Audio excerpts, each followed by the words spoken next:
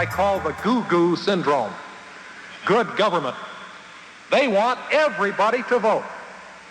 I don't want everybody to vote. Elections are not won by a majority of people. They never have been from the beginning of our country, and they are not now. As a matter of fact, our leverage in the elections, quite candidly, goes up as the voting populace goes down. And hello. This is the November 8th edition of Politics by Jake. I am your reporter, your commentator, your advisor, your political historian, Jake. And I'm speaking from Los Angeles, the city of the angels. And each week we bring a strategic briefing, an overview of world-shaping events, a map which often occur in the United States, a map of the forces driving history and the moves that matter. And the aim that we have here at Politics by Jake is simple: to help those, wherever they stand, add their weight to the right side of history, to reveal not only what's happening, but why, and what it means for those determined to act. So it is that we have this weekly strategic briefing, complete with indications, suggestions, implicit, explicit, whatever, what you can and indeed should do in order to ensure and secure a better historical outcome for our time. And speaking of historical, there's another word that kind of rhymes with that, and that's hysterical. And I want to refer you to the clip that I just played. Isn't that guy a pip? Isn't he just a charmer? Let me tell you about that guy. This is so important that I'm going to play it again. This is Paul Weyrich. And on this show, we talk about religion from the standpoint that religion tries to inject itself and masquerade as part of the political process. And it has nothing to do with that. In fact, it's clearly something that is opposed by the Constitution. And this statement is so old that if I didn't tell you about it, and if I didn't give you the orientation, you might not know. But this occurred. He made this statement, Paul Weyrich made this statement. We're going to play it again. And not only after I'm going to play it again, I'm going to read to you the text of what he said, because it's that important. So this was at a religious roundtable conference in Dallas, Texas, and it was on, imagine this, August 21st, 1980. And the event was a major gathering of conservative Christian leaders. It was organized to rally support for Ronald Reagan, of all things, for his presidential campaign. And Weyerich is one of the co-founders of the Heritage Foundation and the Moral Majority. You may remember them. The Heritage Foundation is still around. Honestly, I would have to check on the Moral Majority. I don't know if they're still around. And they were addressing activists about mobilizing values voters. So that having said, I want to play this for you again, and then I'm going to talk about it some more. Here we go.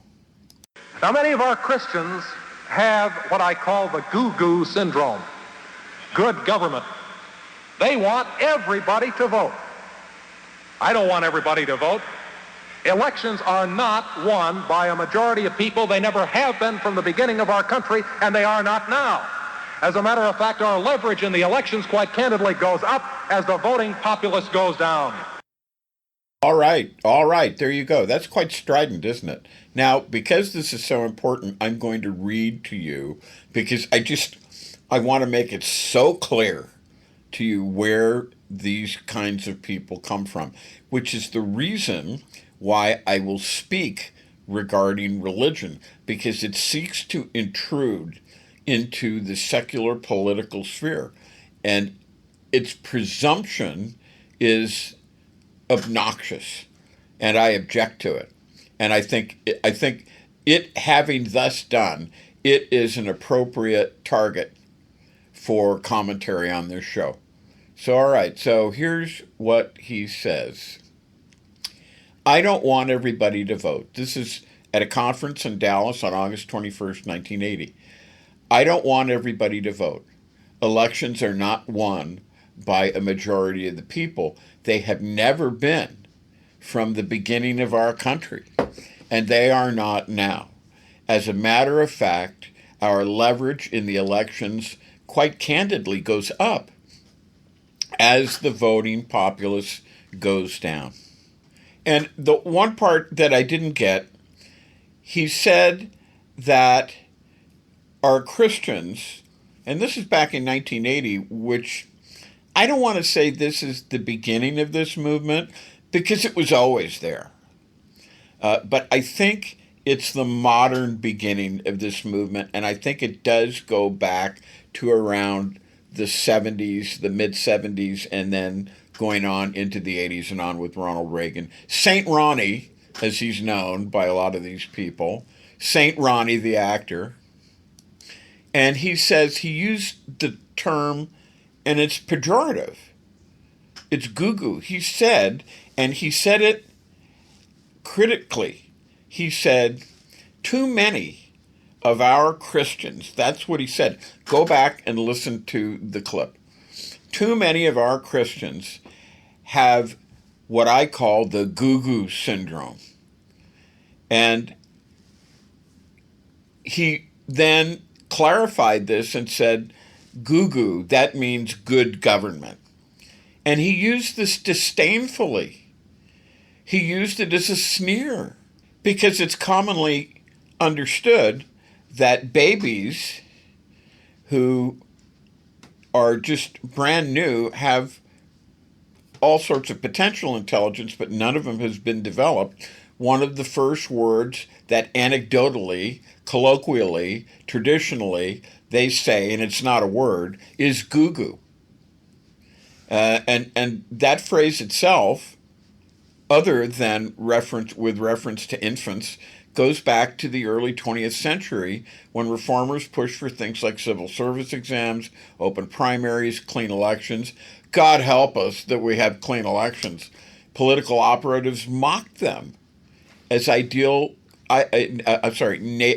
idealists, and they called them goo-goos. So when Weyerich said, I don't want everybody to vote, the goo-goo syndrome is a problem, he was intentionally deriding that ethic. And this is the ethic. The belief that democracy works best when everyone participates. His tone framed civic virtue as a weakness, not a strength. A sort of moral inversion where apathy becomes strategy. And I don't know how you, my listening audience, feel about this, but to me, this, and let me say, I just didn't find this clip in the last 5 minutes and bring it to you and say, look what I found. I've been aware of this clip for a long time. But this is stunning. And I was stunned when I heard it because it's a smoking gun. It tells you what these people are about, what their leadership is about, and what it is that they preach to their constituents or to their membership. This is just astounding. And if I may add, because, I've been in the legal profession for, a long time. I don't even like to say how long, but a long time. There's a sharp counterpoint to this, and I think we need to be aware of it other than my own words. And it comes from a 1966 case called Harper versus Virginia Board of Elections. And the Supreme Court there struck down a poll tax. And in doing so, among other things, the court stated, quote, the right to vote is too precious, too fundamental to be so burdened or conditioned by, in this case, the poll tax. That case embodies the exact opposite premise of Weyerich.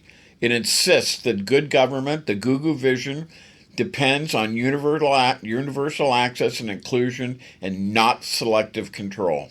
And I'm going to talk about this a little more because I really, those of you listening to me, well, of course, politics this is not what these people feel. And you just heard it. in one of their early leaders, Paul Weyrich. Weyerich's argument, so we're going to talk about this. This is the democratic principle that is at stake here, in my opinion. So Weyerich's argument rests on the quiet assumption that selective participation yields stability. In other words, no riffraff, no masses yearning to breathe free, no huddled masses yearning to breathe free. The opposite principle is embedded in U.S. constitutional doctrine, is that legitimacy flows from consent that is broad, not consent that is narrow. Reynolds v. Sim, 1964, and here's Jake the lawyer. Legislators, quote, legislators represent people, not trees, not acres. Harper v. Virginia Board of Elections. I just said that the right to vote is too precious, too fundamental to be so burdened or conditioned. Yick Wo v. Hopkins. I have that in my book, that case in my book. 1886 framed voting as a fundamental political right because a preservative of all rights. Each case there reaffirms that inclusion isn't sentimental, it's structural. The court has repeatedly ruled that participation by everybody, if this were possible, this in itself is an issue in and of itself, but participation by everybody is the thing that makes government legitimate and accountable. Not making sure that many people can't vote through the means that you're seeing with Donald Trump. And this is Weyerich's disdain. And you can hear the clip. It drips with disdain and disgust and snarkiness for the goo-goo reformers. And it reflects a politics of scarcity, the idea that civic power must be rationed to a deserving few. This is what you're dealing with. This is why Politics by Jake exists, to talk about and uncover these things. The countervision, what his opponents stood for, treats democracy, which is like me, and hopefully you out there, treats democracy as an expanding commons. The health of that commons depends not on who stays home, but on who shows up. You could sum it up this way. Weyerich saw broad voting as a threat to control. Gee, isn't that interesting? The Constitution sees it as a sine qua non, which Latin means without which not. A sine qua non, a condition, an absolute necessary condition of control. So, all right, that's, I think the point has been made here.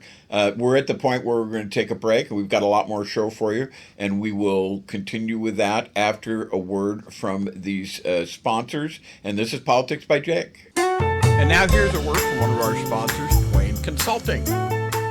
Hi, this is Jake with Twain Consulting. Let's be blunt, shall we? America is litigious. It's unstable, and it's financially weaponized. If your name is on everything you own, you're a sitting duck. At Twain Consulting, we help you vanish legally, ethically, and permanently. From land trusts to layered LLCs, we teach you how to restructure your assets so the predators can't see them and can't touch them.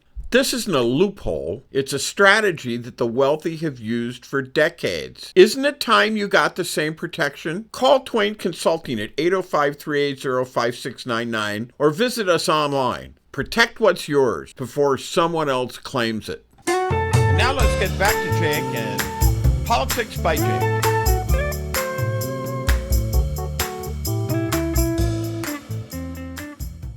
All right, and this is Politics by Jake, and we're back.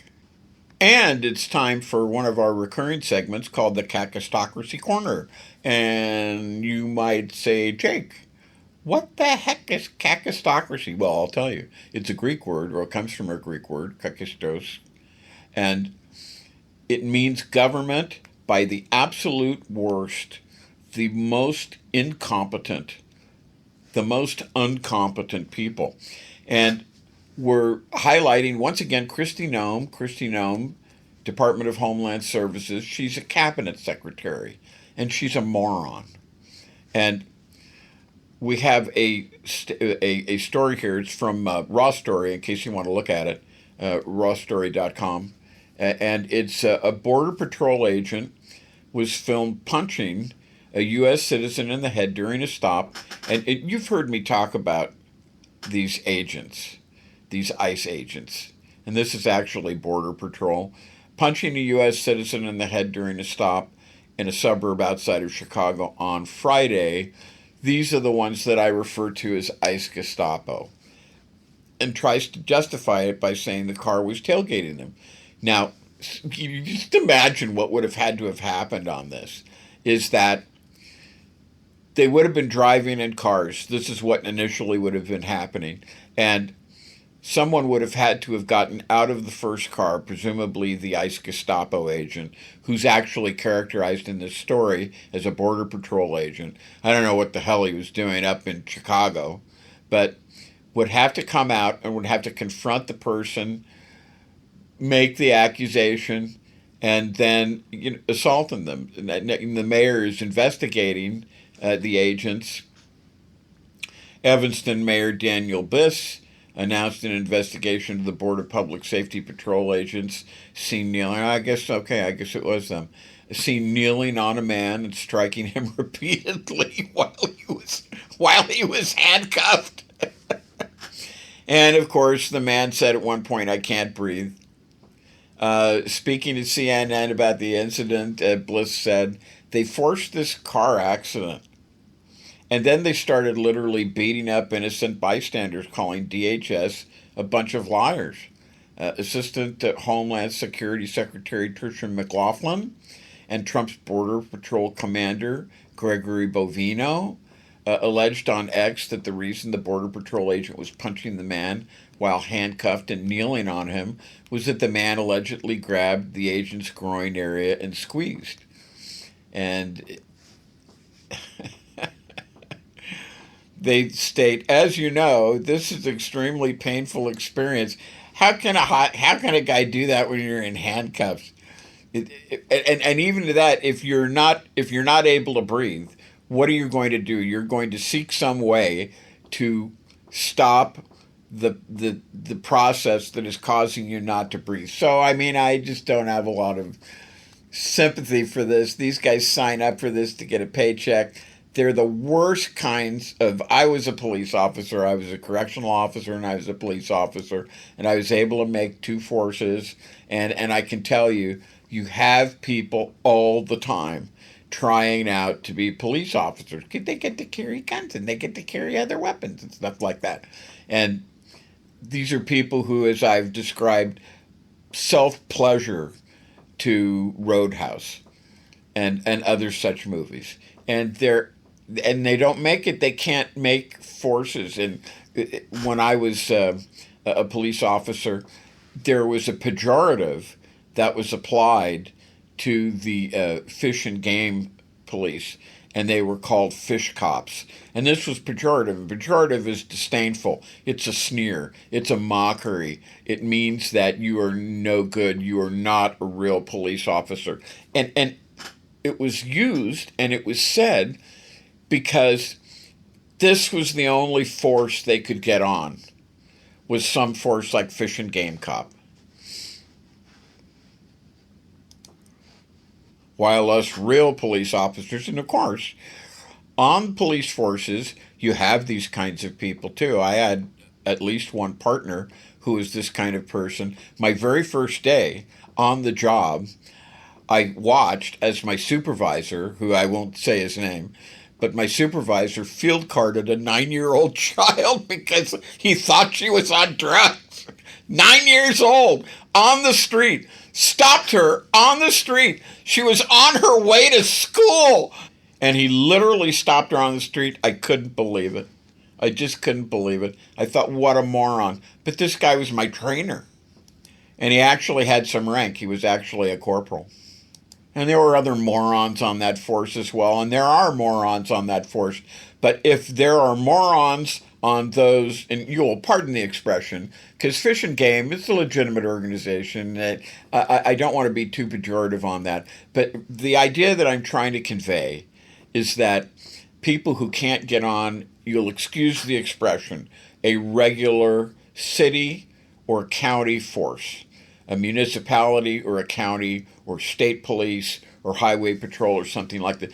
These are considered to be regular police forces. They want to get on a force. They really want to get on a force.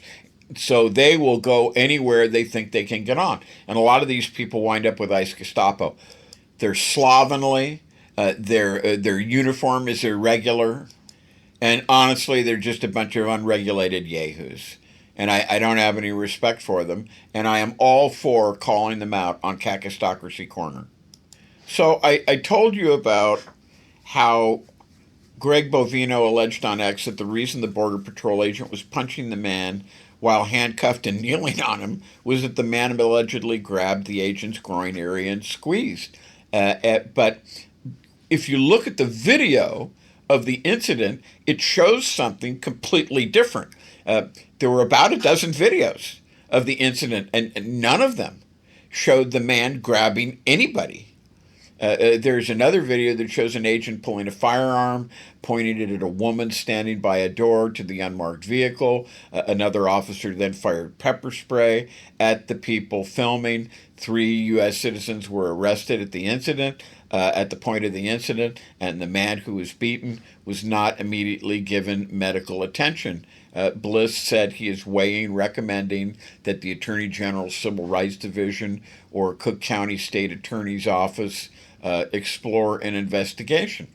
Evanston police have now begun documenting, good job, Evanston police, DHS incidents by preserving evidence and recording badge numbers of agents. And in many cases, as you know, they're cowards.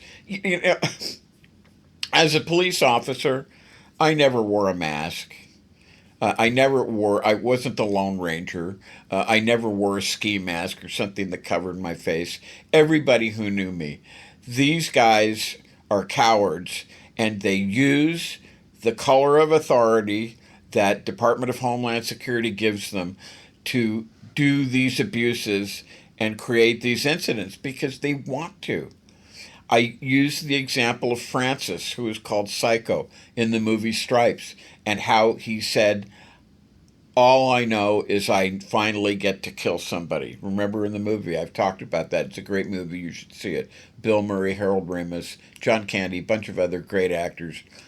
These are the kinds of people these are. The reason why they put this character, Francis, who everybody called Psycho in the movie, is because there are people like that out there, and you're seeing a glut of them in the Department of Homeland Security, ICE Gestapo, because this is a force that they can get on, because they give you a little latitude. They get a badge, and they get to be on this force, they get to carry a gun, and they get to do abuses to people because they're angry people. And Bliss said, this is lawlessness, and it is. This is an outrage. Everybody's got to stand up against it.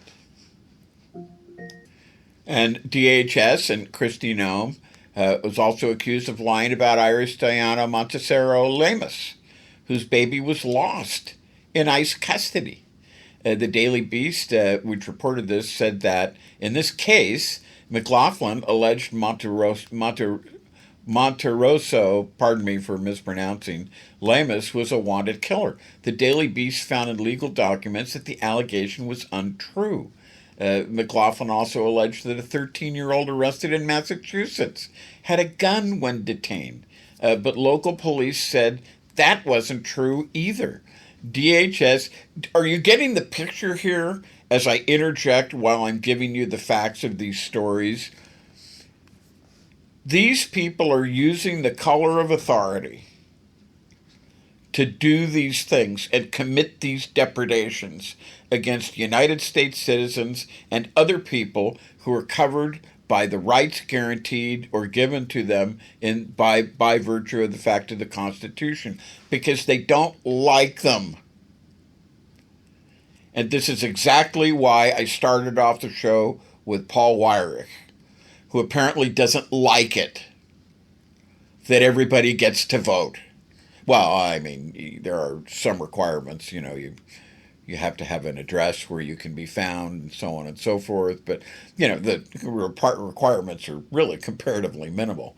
They don't like it. That's who you're dealing with. That is the ilk of the people you are out there and who Politics by Jake and other of my fellow journalists fight against. Getting back to this, DHS has also falsely claimed that ICE does not arrest U.S. citizens. Judge Brett Kavanaugh, Supreme Court, I like beer. Judge Brett, I like beer, Kavanaugh, went so far as to falsely claim in a written ruling that if American citizens were not being detained, if a person is a U.S. citizen or otherwise lawfully in the United States, that individual will be free to go after the brief encounter if the officers learned that an individual was stopped, that they stopped as a U.S. citizen or otherwise lawfully in the United States, they promptly let the individual go. They obviously don't. So happy. Joy. These are the kinds of things that we're dealing with in Politics by Jake, and we will continue to deal with them after the following messages from our sponsors, and this is Politics by Jake. And now here's a word from one of our sponsors, Twain Consulting.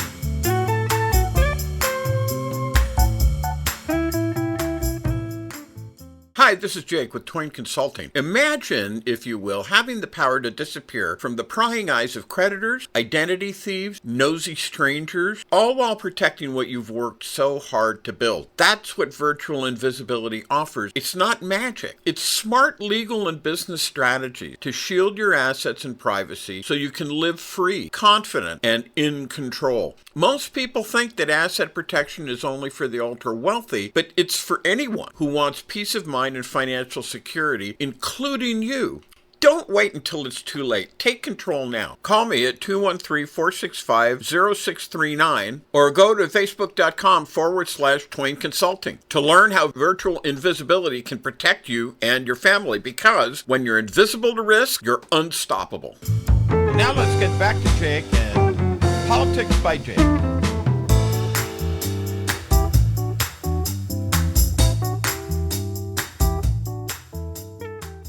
All right, and this is Politics by Jake, and we're back. And the main issue for the foreseeable future, unfortunately, is the need to secure an early end to the Trump presidency, either formally or simply de facto. And at the present rate, malevolent, destructive innovation. The damage brought by Trump, the orgy, we could call it a demolition psychosis. You've heard me talk about on the show before. And the way I say it, I don't say demolition psychosis, although that's a really good phrase for it, about how he's destroying America. That in his first term, he deformed and disfigured the executive branch, and now he's finishing the job. And there are people behind him who love to have it so. I mean, you have Curtis Yavin. Curtis Yavin wants the United States to be a monarchy. Yarvin, I should say Yarvin, Yarvin.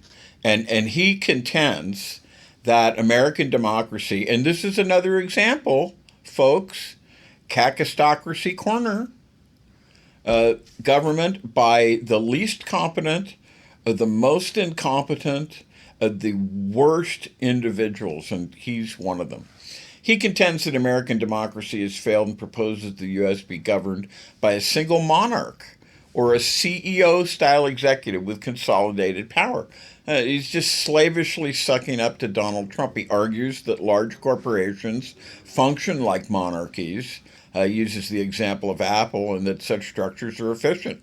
He believes the so-called quote-unquote cathedral, the college press media complex, is a dominant power hub and that a monarchy could sideline or dismantle it. So he's against college education, he's against the press, and he's against the media, which is the First Amendment. and that it's important that it be dismantled. Isn't this great, folks? This is the people that you voted for. Well, Yarvin wasn't running for office, but he is like Bannon. He is one of the technicians and the people of thought who approach these things. He's like Paul Weyrich, who thinks that, people shouldn't vote, and he doesn't want everybody to vote. And he suggests that a monarch, and this is back to Yarvin now, that a monarch must be the president of all Americans and must transcend partisan divisions. And here's the thing, this is where I get off. If you concentrate power, aside from the fact that this is totally against the idea of the Constitution and the checks and balances of power, that power is more or less equally distributed amongst 3 or 4 branches. If you concentrate power in one individual, accountability and checks and balances get weaker, if they even exist at all. Scholars have always pointed out. In fact, it's a proverb that absolute power corrupts. Absolutely. What's the proverb? Absolute power corrupts, and absolute power corrupts absolutely. And even monarchies or CEO rulers that sound efficient can become self-serving oligarchies or suppressed dissent. Gee, who does that remind you of? So the idea of replacing democratic institutions with a strong man or a corporate monarchy risks enabling authoritarianism rather than efficient government. And this is who you've got. These are the people who are behind Trump. These are the people who kowtow to him. Okay, so as I said, before I was so rudely interrupted by myself there, we have something that could be called, I've called it the destruction of America, but you could call it, I've heard some call it, this is why I'm using the phrases, a demolition psychosis, a destruction psychosis. And people have said that all Trump wants to do is destroy things. That's all he's good for. Everything he touches, so the saying goes, dies. And it's not just the Democrats that need to be involved in this. It's actual conservatives who are a lot different than Trumpists. Trumpists and MAGAists and actual conservatives, not the same thing politically at all. And people of goodwill everywhere who don't want to see this wholesale wanton destruction of the United States. And that's what it is, by the way. And I'm not kidding when I say that. And we even, for those of you who need to have the dots connected a little bit, have a metaphor for this now, except that it's no longer a metaphor. It's real. And the example of it would be the tearing down of the East Wing of the White House, the vandalization of the premier historic monument of this country, the White House, the centerpiece of the entire political, philosophical system in the White House. This has now been vandalized. The entire West Wing, wantonly torn down, no notice, no hearings, no Congress, no landmarks, no commission, no nothing, no Congress. Shame on you, MAGA Mike Johnson, you lickspittle, you no account, you suck up, who has turned over your ethics and your dignity to a crazy man king who has the temerity to say that he's both the President of the United States and the Speaker. How does that make you feel, Mike Johnson? Shame for shame. Go back to your porn app and let others run the country who are not going to bow down and lick the spit that Donald Trump sluices out of his mouth onto the ground. Shame on you. And I mean it. I mean, it's been vandalized. The entire West Wing, and it's because Mike Johnson has kept the House out of session so that none of these things could be addressed. The entire West Wing, wantonly torn down, no notice, no hearing, no landmarks. Another 2 years of that after November 2026, that's getting into the area of irreversible damage. And I've already said, I was saying back in the first administration, that it will take years and maybe decades to get back what Trump destroyed in the first administration, if it can be gotten back at all. And in many cases, it's blood. It will be blood to get those things back, assuming, for the sake of argument, since we have people like Curtis Yarvin now talking about the need for a monarchy and how great that is, if it can be gotten back at all. But after 2026, assuming we have free and fair elections, or elections of any kind in 2026, it's getting into the area of truly irreversible damage, and extreme danger. Very, very untoward events, very dangerous, catastrophic events for the country we really need to avoid. So that's the issue. So in order to address this, to look at it, to analyze it, and we've still got some time left in the show. I don't know if I'm going to get to all this. We may have to go to the other show to do this. But we have to look at the course of the Democratic Party, and we have to be honest. And I'm going to do that, and it's not necessarily going to be pretty. I'm a Democrat, but I'm a certain kind of a Democrat. I'm a New Deal kind of Democrat, which I'm not a Clintonista. I am not a corporate Democrat. I am not for the color groups, etc. And we're going to talk about this stuff and why this is. Now, for the average person, if you've lived on this planet for 20 or 30 years, socialism is a monstrosity. It's a failure. That was the socialist bloc, the socialist countries, the Warsaw Pact, the Comecon, the Soviets, the Eastern European satellites, even China still. I guess they still do lip service to that. But communist or socialist dictatorships, as the case may be, all struck out.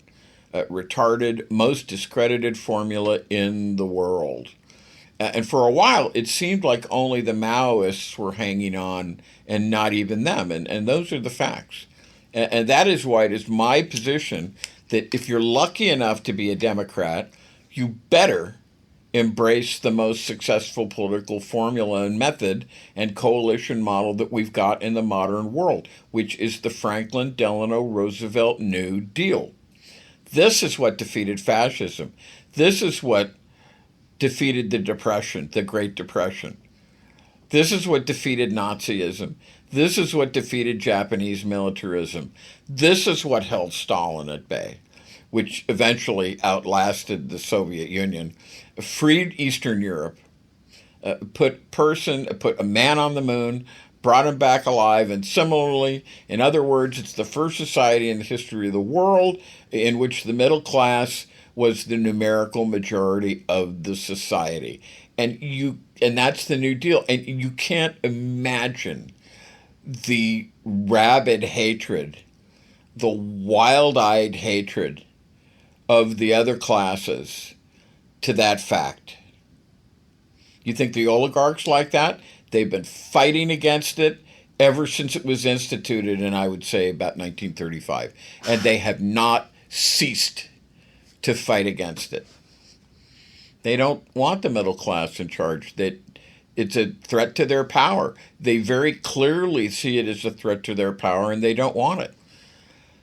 But the New Deal is not socialism. It's just the elevation of the middle class.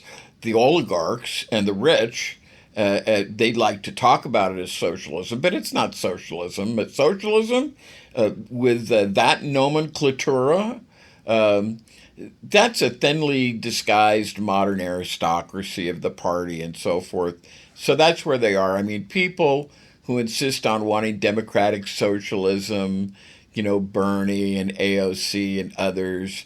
Democratic socialism is a failure, everyone. And if you don't believe me, look at the plight of the British Labour Party right now. That's democratic socialism right there. And the Germans have had it under the Social Democrats, the SPD. The Italians have had it under PSI, Craxi. The French had it under Francois Mitterrand, who did at least nationalize some industries, which most of these characters, don't really show any sign of doing. And although Zoran Mamdani, is on record that he has got to seize the means of production, although I don't think he's ever taken any concrete steps, and I think it's ultra vires. I don't think he's going to be able to do it. Ultra vires means beyond his power. So beware trendy, okay?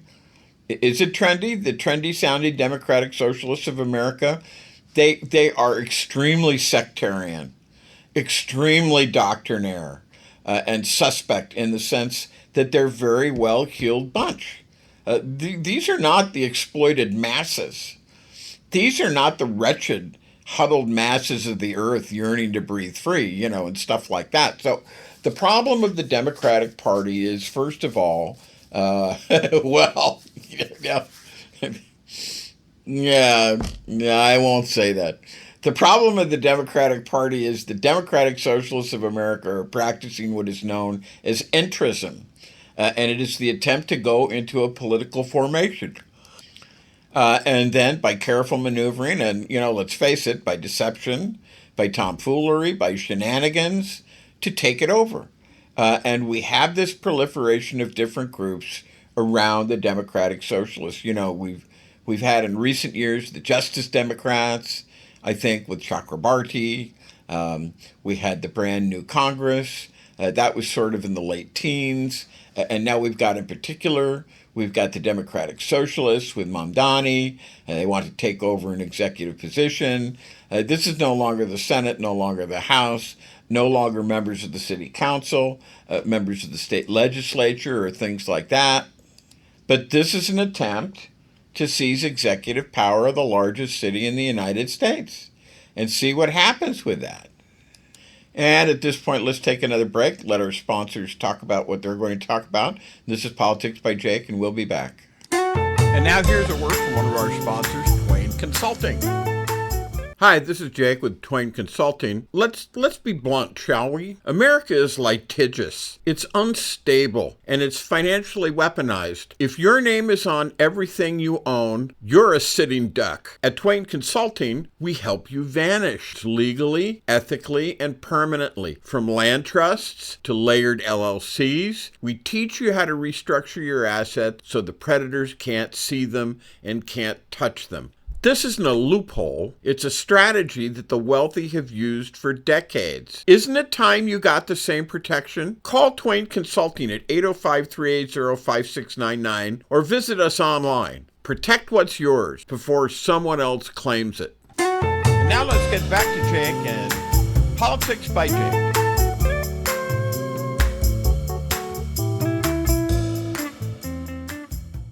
So, all right, this is Politics by Jake, and we are indeed back from those commercial breaks. And we're talking about entrism, which is the kind of inveighing of a political party like the Democratic Socialists to take over an executive position. And this is modeled on Leon Trotsky. He actually called it that. He called it entrism sui generis. In other words, a unique form of entrism. They practiced vis-a-vis the French Socialist Party, 1936. That's where this started. It's Trotskyism.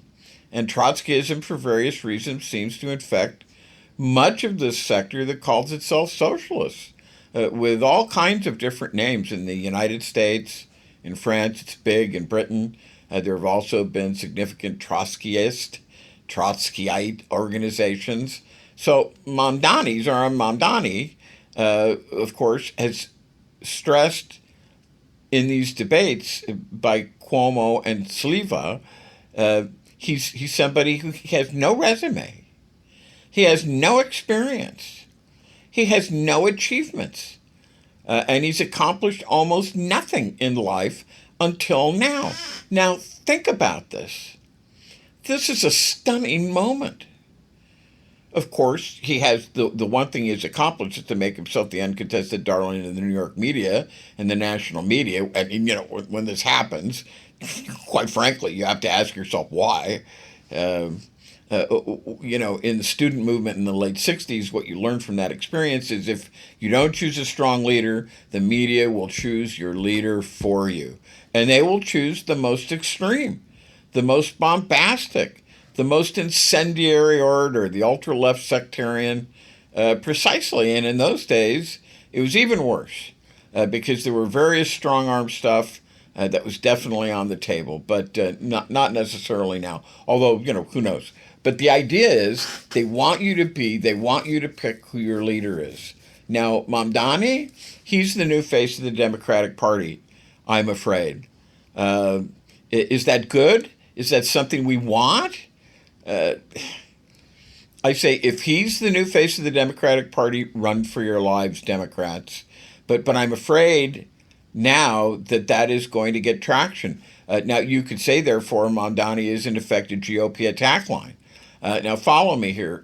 To the extent that Mamdani becomes the face of the Democratic Party this year and next year, this is a serious millstone, a serious albatross around the neck of every Democratic candidate, all the way to Hawaii, Alaska, every place else.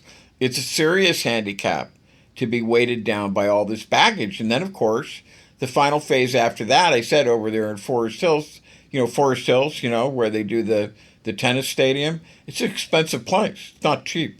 So Bernie goes there, and Bernie says, AOC and I would have to say, God help us. Heaven forbid, God help us. This would be AOC. This would be a nationwide landslide, something like McGovern, I guess. And what did McGovern mean? 2 states, the District of Columbia, something like that. And you'll find that when the Democratic Party goes all the way to the left, as happened starting in 1972, 72 you have Nixon, 68 you have Nixon, 72, 76 you have Carter. Turned out to be a disaster. That was a disaster. 80 you have Reagan, 84 you have Reagan, 88 you have Bush the Elder. And so it took until 1992. So how many elections? 6 elections, 6 Democratic defeats, 6 Republican wins. And that's what you get for going too far in the radical direction, no matter how bad things are in Washington.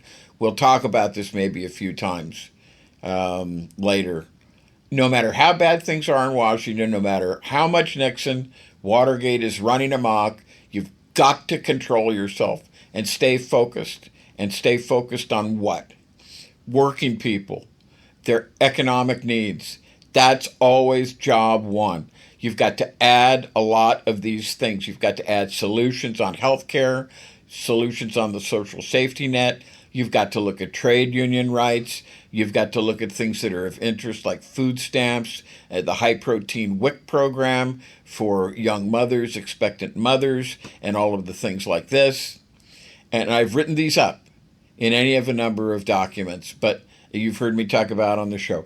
But the idea is start with bread and butter, kitchen table issues, mass traction economic demand, not the kind of, what shall we say, lifestyle issues or wedge issues like the color groups often do. These are really wedge issues that misguided Democrats try to turn against, I don't know who. They think they can succeed by following these things. And of course, the problem is you can't.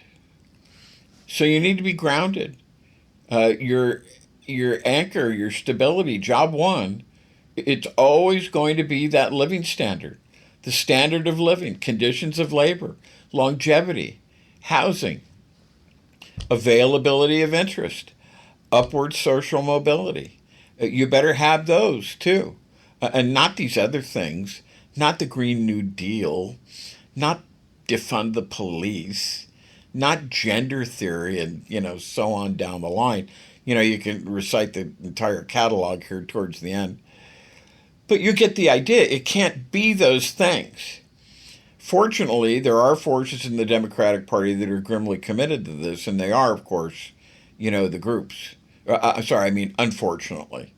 The identity groups, the racial groups, the ethnic groups, the religious groups, the pressure groups, the environmentalist groups, and so forth. This constellation of like 150 to 200 different groups who have money, who do fundraising, who have financial angels. They've been around. They have continuity. And to the extent that they control the Democratic Party, what you get out of that is a series of fragmented demands. These are generally non-negotiable demands also. There's a contest inside each of these groups. The leadership is generally who's the most uncompromising, and with that, you're going in all directions again, and that just isn't going to work. I mean, the defeat of Kamala Harris seems to be due, at least in significant measure, to the so-called trans ad, which was a tape of Kamala from some time before, from, I guess, the 2019 to 2020 primary season, and I think in 2019 is when this happened. And she said, I think that having sex change operations for illegal aliens that are in prison and to do all that at government expense, that's a great thing. And others should have access to that too. And that seems to have been half, honest to goodness, of the Republican paid television advertising in the last week or 2 weeks of the campaign in 2024. And you've got to ask yourself, what is it? Why does the Democratic Party allow itself to be talked into unpopular demands? Why do they do these things? Because these demands, they reflect the internal struggles of these different groups, right? It's usually groups of political operatives who are competing for the money, some rich person who doesn't, have that many political smarts to begin with, and they've got to somehow win that person over. And of course, if you have a group that has only one purpose, everybody wants to hear that's the most important thing in the world, and that everything else should be sacrificed in order to get to that goal, right? Well, wrong, but I mean, that's the way it is. If you follow down that path, what you've got is a narrow sectarian doctrine, and it ignores the big picture. And that's why I'm here trying right now to go through this and to tell you what the big picture is. And at this point, I think we're going to end. I think we need to call a halt to this. We'll pick this up on the next show. And the next scheduled edition of Politics by Jake will be on November 9th, which is tomorrow. Until then, good day from Los Angeles. Good luck to those who are still in the fight. And bye now. And now here's a word from one of our sponsors, Twain Consulting.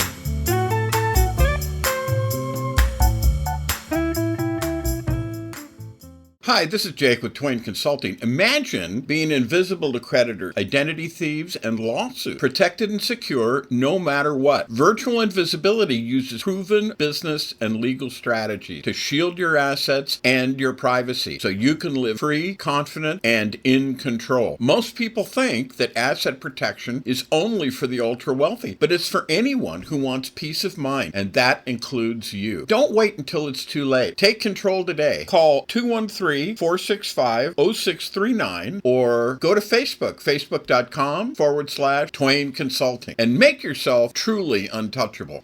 Now let's get back to Jake and Politics by Jake.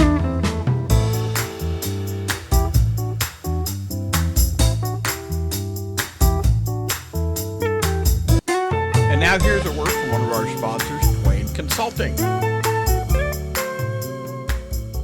Hi, this is Jake with Twain Consulting. If you think owning things in your own name keeps you in control, think again. In today's world, lawsuits, taxes, and predators are everywhere. That's why the smart money hides in plain sight. We help you to build legal firewalls, LLCs, land trusts, private contracts that protect your assets while keeping you invisible. Call Twain Consulting today at 310-997-2204. Find us on Facebook at Twain Consulting. That's facebook.com/Twain Consulting. Protect what you've built before someone else takes it. And now let's get back to Jake and Politics by Jake.